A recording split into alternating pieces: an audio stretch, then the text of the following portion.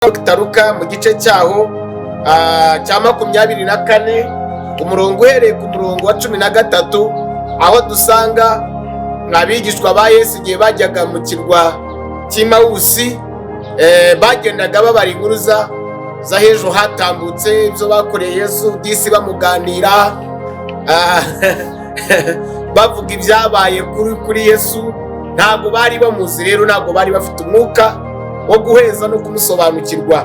Bibiliya iravuga ngo Yesu araza ajya hagati muri bo, arangije agendana n'abakora nabo urugendo. Bagera naho bagera aza kumanyagura imitsima, noneho bakiri mu rugendo ngo imitima yabo yari ikeye, niko birivuga aho muri Luka igice cyaho cya 24 umurongo guhera ku murongo wa 13 kumanuka kurangiza icyo gice. Usanga aho Yesu yageze, aho bari bageze, ngo ashatse gusa n'ubanyira bashaka kwigendera ngo baramuhata, baramubwira bati burije rwose waza ukabana natwe n'ukuri. Ngo Yesu aremera ajyana nabo, amanyagura akora ikimenyetso nuko yari asanzwe abikora, amanyagura ahugura atraininga yigisha babanaga nabo ubuzima bwa buri munsi. Noneho Petero aramusubiza ati uri Kristo umwana w'Imana uhoraho. Yesu nawe aramusubiza ati hayi urahirwa Simoni wa Yona, kuko umubiri n'amaraso atari byo bikumishuriye, ahubwo ni Data wo mu ijuru. Nanjye ndakubwira ni uri Petero, kandi nzubaka itorero ryanjye kuri wowe, nzubaka itorero ryanjye kuri urwo rutare, kandi n'amarembo y'ikuzimu nazarishobora. Nzaguha imfunguzo z'ubwami bwo mu ijuru, kandi icyo uzahambira uri mu isi kizaba gihambiriwe uri mu ijuru, n'icyo uzahambura uri mu isi kizaba gihambuwe mu ijuru. Murumva rero aya magambo, Yesu amaze kugaruka ku bigishwa be baguye amatwi, abantu bose baraceceka. Havamo uwo bita Petero, umugabo nkunda cyane wagira gubwira ariko akagira agasubiza. Petero arangije aramubwira ngo witwa Kristo umwana w'Imana ihoraho. Nshuti zanjye rero, Yesu itangaza arabwira ngo inyama n'amaraso Petero wa Yona, ndagira ngo nanjye ngusubiriremo ngubwire ngo inyama n'amaraso ntabwo ari byo bikumishuriye, ahubwo aramubwira ngo umwuka wa Data niwe ukumishuriye kugira ngo ushobore kumenya. Umva igihango bagiranye. Aramubwira ngo nanjye ndakubwira ngo ayiwe reka dusubiramo uyu murongo. Aramubwira ngo nanjye ndakubwira ni uri Petero, kandi nzubaka itorero ryanjye kuri wowe. Petros, so ni ukuvuga ngo Petros ni urutare. Haleluya. So ni ukuvuga ngo nzubaka itorero ryanjye kuri wowe, n'amarembo y'ikuzimu ntabwo azashobora kugira gute kuri nyeganyeza. So ni ukuvuga ngo dore imbaraga rero ziva mu gaciro ko guhishurirwa Yesu, dore imbaraga ziva mu gaciro ko kumumenya, dore imbaraga ziva mu gaciro ko kumusobanukirwa. Iyo wamaze kumumenya, ubuzima bwawe Yesu hari icyo amuvugaho. Iyo wamaze kumumenya birenze kaminuza wiga, iyo wamaze kumenya birenze teolozi wize, iyo wamaze guhabwa ubuntu bwo kumumenya neza, ubuzima bwawe bugira umurongo, kandi ubuzima bwawe bugaragarwamo Imana. Yamuhaye isezerano.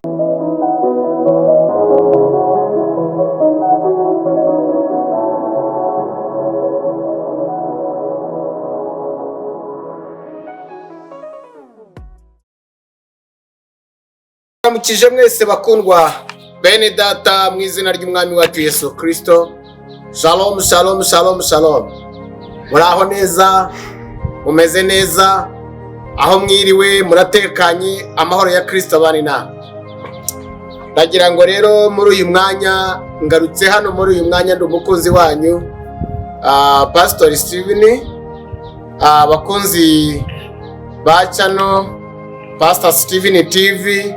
Ndagira ngo munyemerere mbakire muri uyu mwanya nanone, waho tugarutse tuje kugira ngo tuganire namwe. Nanone ijambo turimo rifite ikibazo gisa naho kitubaza, dushingiye muri Yohana 4 umurongo w'icumi. Yohana 4 umurongo w'icumi harimo ikibazo gikomeye cyane. Yesu yabajije umusamariyakazi icyo kibazo buri umwe wese yakibaza. Aho Yesu yabajije umusamariya aravuga ati, wari uzi impano y'Imana ukamenya n'ugusabye amazi, nawe wakamusabye amazi akaguha amazi y'ubugingo. Rero harimo ikibazo muri iri somo ryacu twigishijeho ejo ahatambutse. Twavuze ku ijambo rivuga ngo ese Yesu uramuzi kandi ubasha kumumenya? Ese Yesu uramuzi kandi ubasha kumumenya? Bakundwa bene data, ejo twarebye nabaganirije mbereka ibintu bifatika, mbereka abantu nk'abangahe, duhereye mu butumwa bwiza bwa Yesu ko bwanditswe na Dr. Luka mu gice cyaho cya 24 umurongo uhereye ku murongo wa 13, aho dusanga abigishwa ba Yesu igihe bajyaga mu kirwa cy'Imawusi bagendaga babara inkuru za hejuru hatambutse ibyo bakoreye Yesu, disi bamuganira bavuga ibyabaye kuri Yesu. Ntabwo bari bamuzi rero, ntabwo bari bafite umwuka wo guheza no kumusobanukirwa. Bibiliya iravuga ngo Yesu araza ajya hagati muri bo, arangije agendana n'abakora nabo urugendo. Bagera naho bagera aza kumanyagura imitsima. Noneho bakiri mu rugendo ngo imitima yabo yari ikeye, niko birivuga aho muri Luka igice cyaho cya 24 umurongo guhera ku murongo wa 13 kumanuka kurangiza icyo gice. Usanga aho Yesu yageze, aho bari bageze, ngo ashatse gusa n'ubanyira bashaka kwigendera, ngo baramuhata, baramubwira bati, burije rwose waza ukabana natwe, ni ukuri. Ngo Yesu aremera, ajyana nabo, amanyagura, akora ikimenyetso nk'uko yari asanzwe abikora, amanyagura ikimenyetso cy'imitsima, ngo bararya. Amaso yabo arahumuka, imitima yabo irahweza, baramumenya. Ni naho Yesu Bibiliya ivuga ngo abaca mu myanya y'intoki arigendera. Barangije baravuga banati, burya bwose ntabwo mwibuka igihe twari turi kumwe nawe, uburyo imitima yacu yari ikeye. Baramumenye. Rero iri jambo ryacu ravuga ngo ese Yesu uramuzi kandi waramumenye. Twasanze neza kumenya Yesu ntabwo bishingira ku mashuri, amateoloje twiga. Ntabwo Yesu wamuheshwa n'ubwenge karemano ufite. Yesu tumuheshwa no kumenya Mwuka Mutagatifu, niwe uduhesha kumumenya no kumusobanukirwa. Hari abantu rero babayeho ku mbaraga zabo z'ibitekerezo byabo, imbaraga zabo z'ibitekerezo, bibwira ko bazi Yesu ariko bataramumenya. Icyo byerekana ko abantu baba batamuzi. Abamumenye neza baritwararitse mu buzima bwabo, bahisemo Yesu wenyine, birinda kumubangikanya n'ibindi byose ibyo ari byo byose. Bagira ubuzima bufite icyerekezo kimwe, ntibivanga, bagira ubuzima buhamya Yesu, hanyuma Yesu nawe agaragara mu buzima bwabo. Naje kukizura nsanga ubuzima bwacu bukwiriye kugira umurongo umwe. Abakundwa bene data mudukurikirana, dukwiriye kugira ubuzima bufite umurongo umwe, kandi abatazi Yesu bakwiriye kumutuboneraho. Abantu bakwiriye kumutuboneraho. Shobora kuba navuze byinshi ariko narasenga, ariko nsenge tubone kwinjira muri iyi nyigisho yacu, tuyinonosore neza. Mana, tuguhaye icyubahiro, wowe uduhaye kwicara muri uyu mwanya kugira ngo dusobanurire abantu bawe ijambo ryawe. Turaguhaye ikaze, nguhanye ikaze n'abantu bawe badukurikirana ku isi hose, abatureba nguhanye ikaze nabo. Reka iri jambo Mwami twiga kugira ngo Umwuka Wera dufashe, kugira ngo duhishurirwe, tumenye imbaraga n'ingano z'Umwami wacu Yesu Kristo uko zingana muri twebwe. Tumumenye, bidushoboze kwirinda no kwitwararika mu buzima bwa buri munsi. Tugire ubuzima bwacu ubugaragaremo kandi benshi babukutubonemo, mu izina rya Yesu, amen. Reka duhagurukire nanone. Nabaye n'umuntu usa n'umuntu ubahera mu kiganiro ejo twagiranye. Duhagurukire muri Matayo.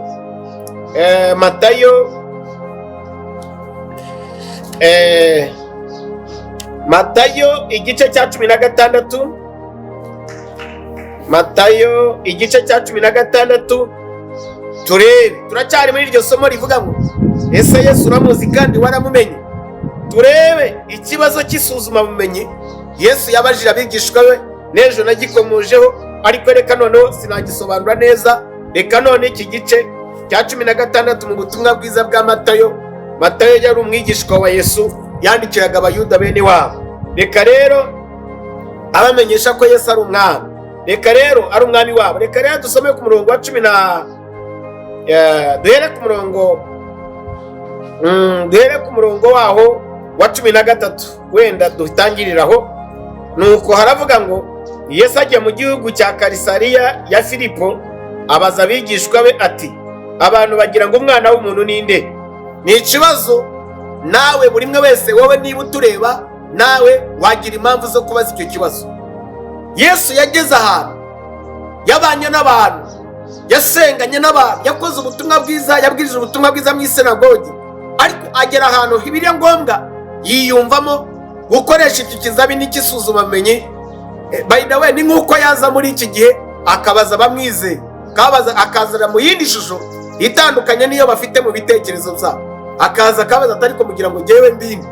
Yesu rero yagize impamvu zo kubaza abantu bitewe naho yari ageze. Arabaza atariko mwebwe mugira ngo umwana w'umuntu ninde? Abaza icyo kibazo, baramusubiza baramubwira bati, bamwe bagira ngo uri Yohana umubatiza, umva nawe nyumvira ibitekerezo by'abantu ukuntu bijya bitana. Abandi ngo uri Eliya, nawe nyumvira. Abandi ngo uri Yeremiya, nawe nyumvira. Cyangwa uri umwe mu bahanuzi?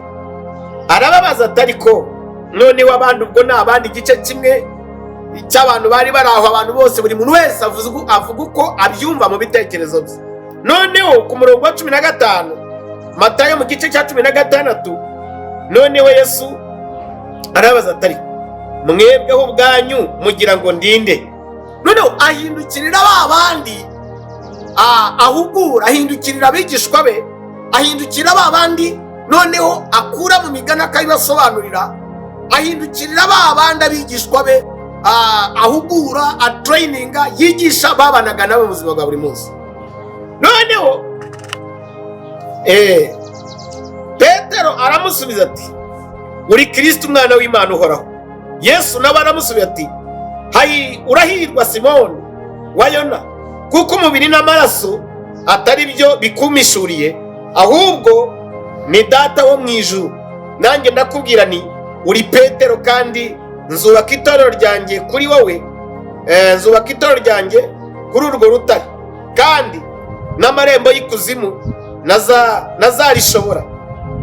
Nzaguha imfunguzo z'ubwami bwo mu ijuru, kandi icyo uzahambira uri mu isi kizaba gihambiriwe uri mu ijuru, n'icyo uzahambura uri mu isi kizaba gihambuwe mu ijuru. Murumva rero aya magambo, Yesu amaze kugaruka ku bigishwa be baguye amatwi, abantu bose baraceceka.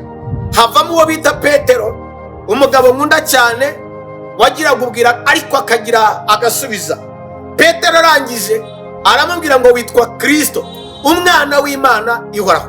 Nshuti zanjye rero, Yesu itangaza arabwira ngo inyama n'amaraso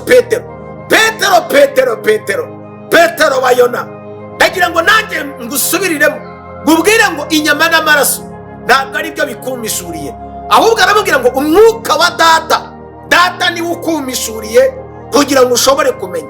Umva igihango bagiranye. Aramubwira ngo nanjye ndakubwira ngo ayiwe, reka dusubira mu murongo. Aramubwira ngo nanjye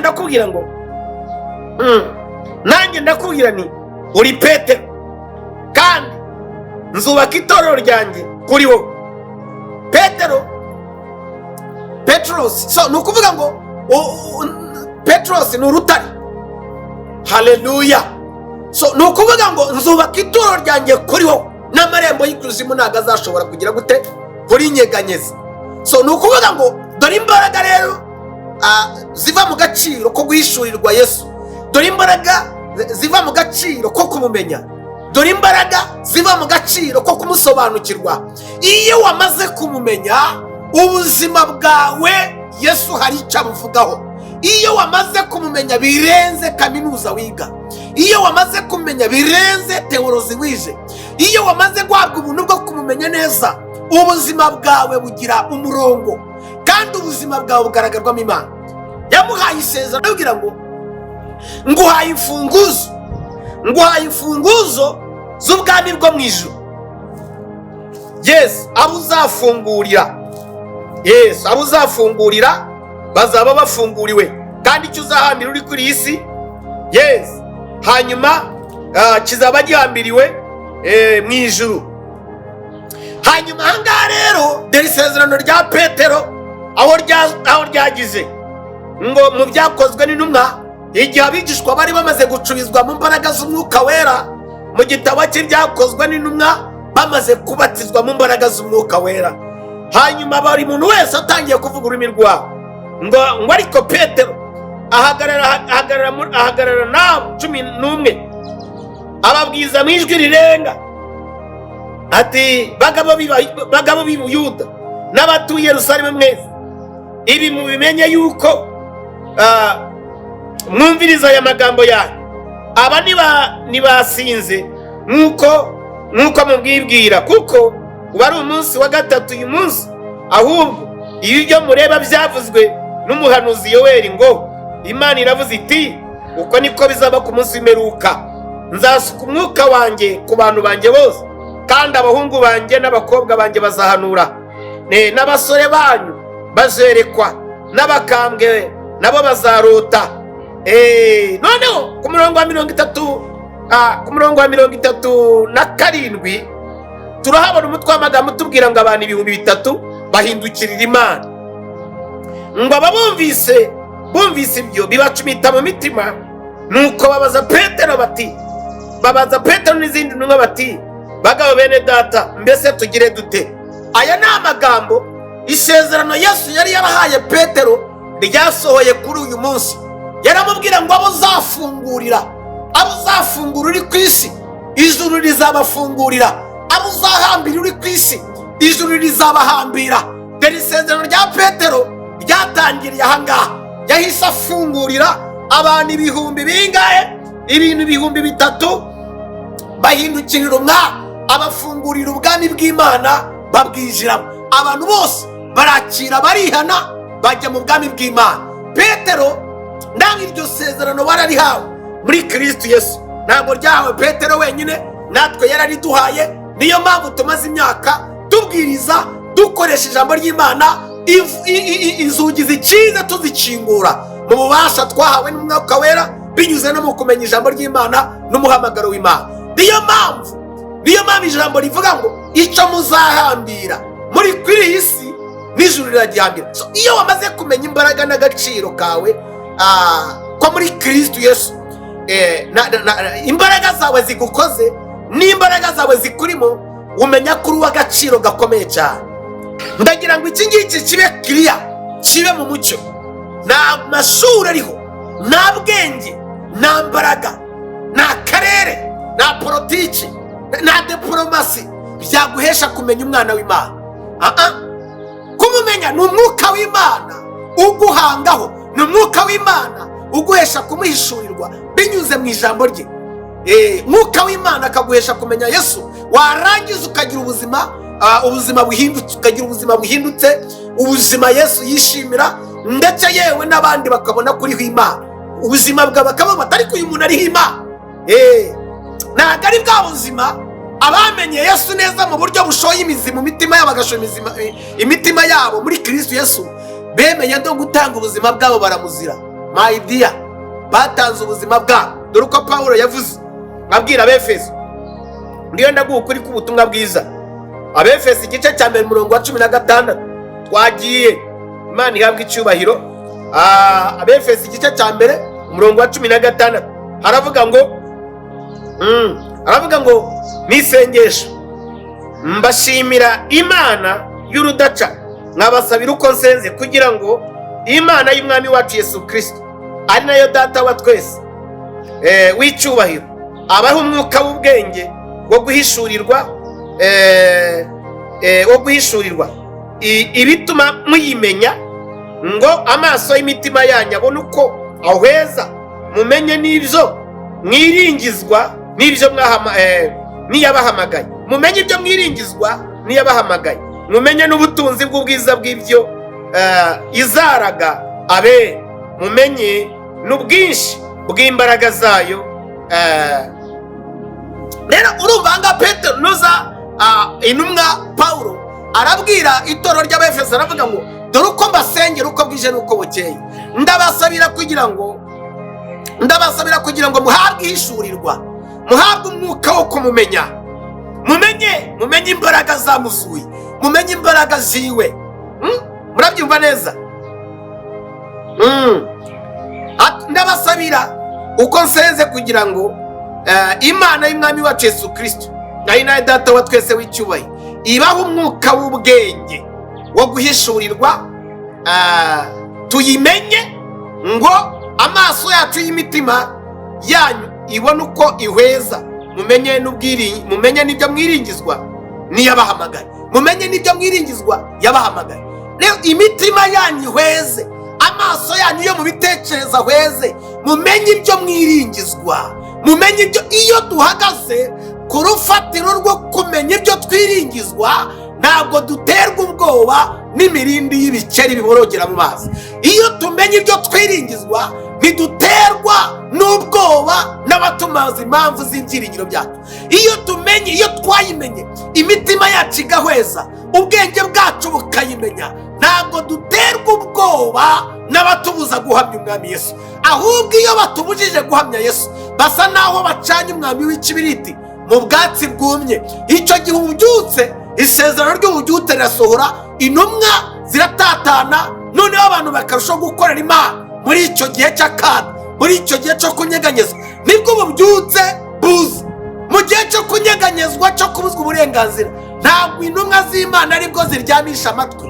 Oya, intumwa z'Imana ntabwo ziryamisha amatwi, ntabwo ziceceka ngo zihombereke ngo oya. Ahubwo iyo habayemo kunyeganyega, iyo bisa naho Imana ibyaguruye itorero, Imana bisa naho ibyaguruye abafite umuhamagaro, kugira ngo barusheho kumuhamya muri icyo gihe kigoye, hanyuma ububyutse bw'Imana buhere ko buze ku isi, buza mu bantu bayo.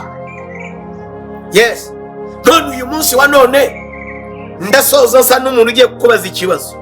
Muri iyi minsi Yesu wowe umwitane, aho uyu munsi ushobora kuba utagifite wenda nk'urugero muri iki gihe cyaho tugeze. Uyu munsi ushobora kuba udafite inyubako, ushobora kuba udafite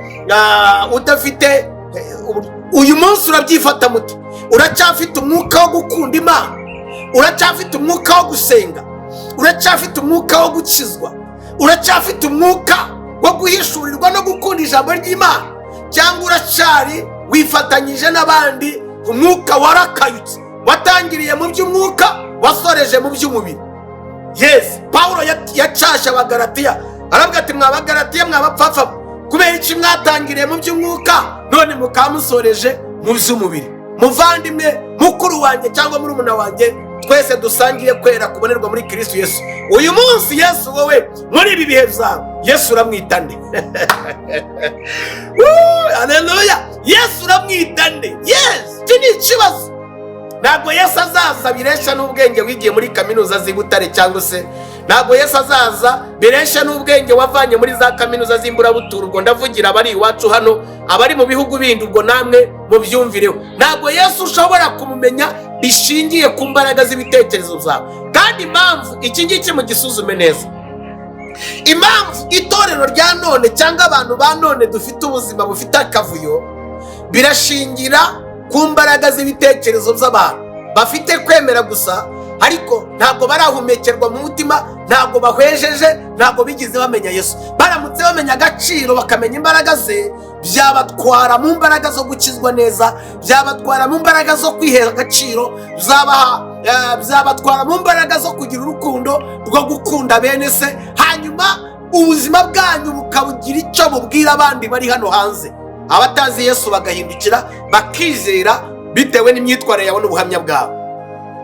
Igitewe rero, igiteye inkeke kitwereka yuko n'uyu munsi iki kibazo kiri mu kutubazwa, kandi ubifatire umwanya nawe ubisuzume, ushingiye uko wiyizi, ushingiye mu mibanire yawe n'Imana. ubona Yesu umuheshwa kumumenya n'umwuka wera, cyangwa urashaka kumbwira yuko Yesu wamumenye bishingiye ku mbaraga z'ibitekerezo byawe?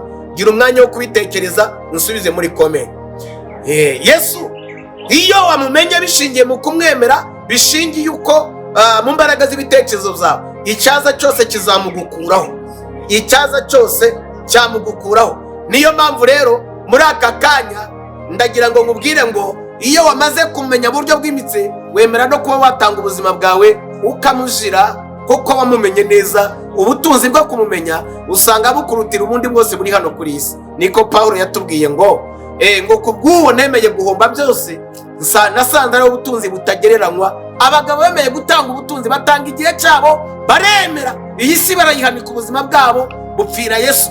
None uyu munsi waba arakwimakazi, yaba ataraca inzira, yaba utarabona amafaranga y'ubukode, waba utarabona minirivare z'abana, ugahitamo icyemezo cyo kujya gusambana no kujya gukora ibyaha ngo ukunde ubona amaronko n'amaramuko, cyangwa se ukajya gukora ibitari byiza. Ariko icyo ni ikimenyetso kiba cyerekana ko Yesu wari umuzi ku mbaraga z'ibitekerezo byawe, ntabwo umwuka wera aramuguhishurira ngo umumenye. Mbaraga zo kumumenya mu bitekerezo byawe nibyo bitumye abantu bagoreka ubutumwa bwiza, barabwica, n'ubuzima bwabo burapfa. Niyo mpamvu itoro ry'Imana ryahuye n'ikibazo cy'abantu badafite umwuka wo guhishurirwa Yesu ngo bamumenye neza mu buryo bw'imitsi. Iyo wamumenye neza, uritwararika, ugira ubuzima bufite ubuhamya, ugira ubuzima bugaragarwamo Yesu, uba inyangamugayo, ukaba indahemuka, warangiza ugaharanira iterezo ry'iteka ryose. Yes, ntabwo uhindurwa na politiki z'isi, ntabwo uhindurwa n'imbaraga z'isi, ahubwo uhindurwa n'imbaraga zo guhishurirwa ubutunzi butagereranywa, ariko bwo kumenya umwana w'Imana. Imana rero ibaho umugisha. Nagira ngo iryo jambo munyemerere ndibasigire muri sigarane, noneho tuze kuriganira muri comment. Yes, turiganire muri comment. Imana ibaho umugisha cyane, kandi ndabashimiye umurava n'urukundo rwanyu. Ubu ni ubutumwa bwiza. Imana ibaho umugisha cyane. Reka mbasengere. Mana yanjye ngo rero ibyiteka ryose, duheshe umwuka wo kumenya agaciro k'umwana wawe.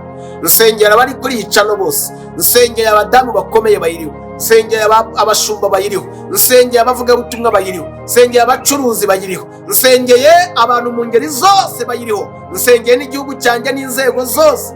Mwami, aho abantu bava bakagira, ndabasengeye. Reka Mwami dusabye imbaraga zo kugira ngo imitima yacu ye guheza, ubwenge bwacu burushaho kumurikirwa, tumenye ubutunzi butagereranywa, aribwo butunzi bw'umwana waduhaye Imana. Uduhe kumumenya kugira ngo dushobore gukomera muri iyi si y'ishuheri, dushobore kumumenya mu gihe cyaho tubazwa impamvu tumwizera, durushaho kumumenya mu buryo buduhesha imbaraga zo gutsinda ibishuko n'ibindi byose. Mana, nuko nsengera itorero ryawe n'igihugu cyanjye mu izina rya Yesu, n'isi rusange n'abayituye mu izina rya Yesu. Amen. Imana ibaho umugisha. Shalom. Na undi munsi.